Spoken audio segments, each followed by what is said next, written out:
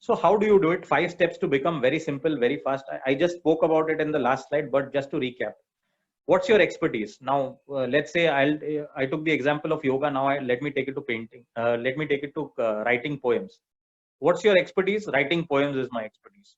Carved a unique identity and niche for yourself? Yes, definitely. I write poems which are, 4 verses or 16 lines, and I write poems on the beauty of nature. That's a niche. Everyone writes poems on everything. I write on only nature and its beauty and whatever. Does your bio reflect it? So if you are writing poems on your let's say Instagram and posting it on your Instagram, on the Instagram where you have your profile, have you written that this is your area of interest and you write poems and your poems are acknowledged and things like that? If not, then your bio should reflect what you ideally try to do on social media. You can't say that I mean, I am a marathon I run marathons, and then inside you start writing or maybe posting cooking videos, because the profile has to match with what you're doing.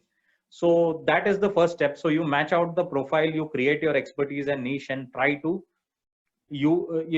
showcase it differently across different social media. So what I mean is, maybe Instagram has a younger audience, Facebook has a little more evolved and older audience, a mature audience, LinkedIn has a professional kind of audience, Twitter has an audience which is either a thought leader audience or audience who are creating memes and so on and so forth. So how do you cater to each kind of audience? Time the posts. Here what I mean is, once you start using these channels for creating your personal brand, there is you will, and the channels itself start giving you insights on when your followers are most active. For example, if the channel says your followers are most active between 12 and 2, but you put all your posts at 4 o'clock in the morning or 8 o'clock in the night, then it's not really an apt time. So you need to check this. You need to check how the followers react to your channel. When are they most active?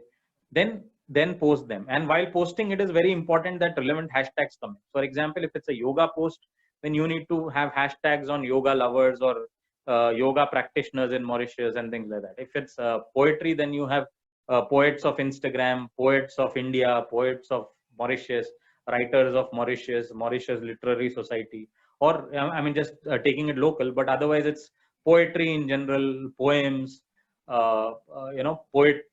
whatever else have you, poets and quants, and I mean, so many other things are there where you can build those hashtags.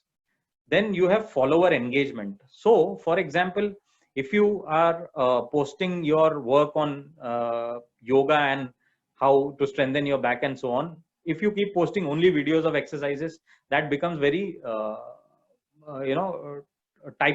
it's like just one type of content, right? That is not something followers would enjoy, the followers would enjoy. So what you want to do is ideally mix it up. So you have some 3-4 pieces of content which are on strengthening exercises, back and this and that. So you have 5-minute videos, you have 1-minute video, you have so on and so forth. Then you change it up a bit.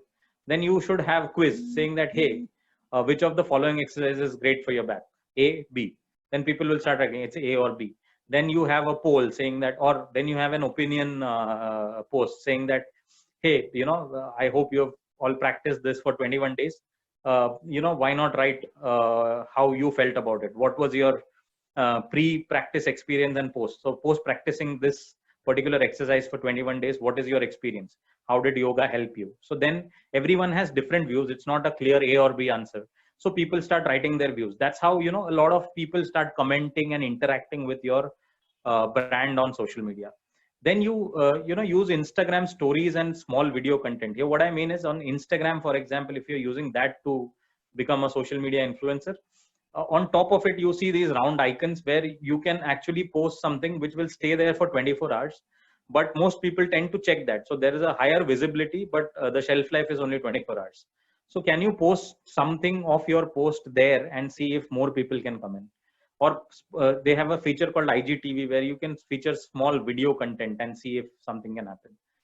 And last but not the least, if you are going to create, be an influencer, you try and create a business account. A business account is where a brand, a company, or a person, because of the business account, you receive analytics on the engagement, how people interacted, how many likes. analytics on the demographics. So the people who liked are between 18 to 20 or 40 to 50 or whatever. And you get a lot of these insights which will help fine tune your content to build a larger base of fans and larger community of people practicing yoga maybe coming back to your channel. That's how you keep evolving and strengthening your channel. So it's a cycle, right?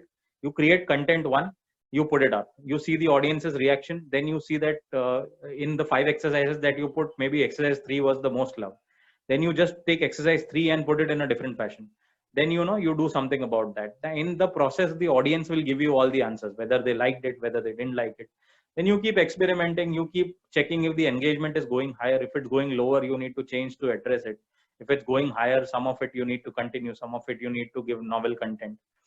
So in the entire process, you will augment a fan base, and that's how you can move towards becoming a social media influencer. And obviously that has benefits in terms of popularity, benefits in terms of your association with brands, and multiple things. You become like a authority figure or a mini celebrity in that area of interest. Now think about this. Now, if you are going to create a personal brand, I mean, maybe everyone is not interested in the personal branding part. They are interested in creating a brand for their, if you're not creating a personal branding item, then you can create something where this becomes you can sort of make the product your personal branding item and then superimpose all this on your product or service that you are catering to. You're marketing a product or a service, you can superimpose these learnings on that.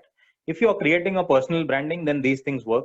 Either ways, think about, if you have Instagram accounts, think about, I took Instagram because that is one of the happening things in the millennial generation that we are all currently seeing. But it could work out similarly with minor nuance changes in Facebook. It could work out similarly in YouTube. It could work out similarly on other channels.